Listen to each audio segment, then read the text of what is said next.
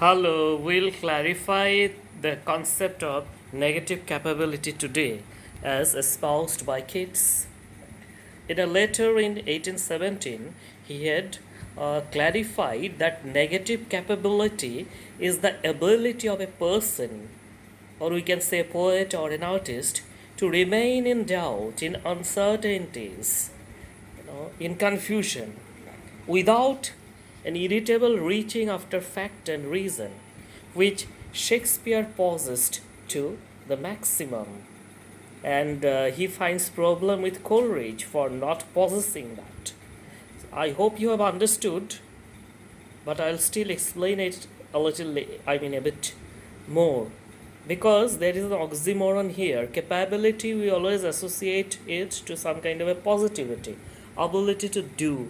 So, how can capability be negative? Yes, sometimes not doing anything can be the best of abilities.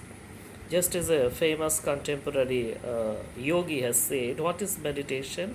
Is the art of doing nothing. We are doing, but doing what? Doing nothing. So, negative capability, you have to be in doubt. Just take the example of the famous soliloquy from Hamlet. To be or not to be, that is the question. And there is a further elaboration. Hamlet, or Shakespeare through Hamlet, doesn't give any definitive conclusion that whether it is better to be, to exist, or not to exist. But you remain in that state. That is uncertainty, and that is a kind of poetic beauty.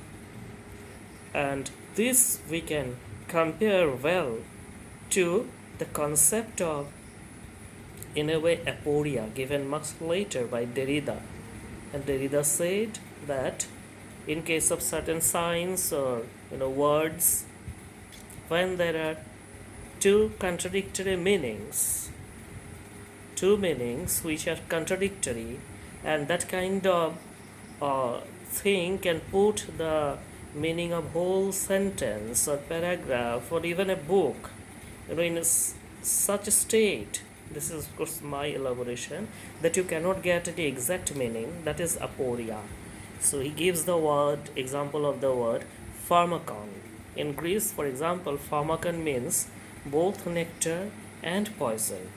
So like that, negative capability, again I repeat, is the poet's or the creator's ability to remain in uncertainties. Literature is not statistics, not physics, not chemistry, that you have to always be specific about what is coming or who said what and with what exact implications.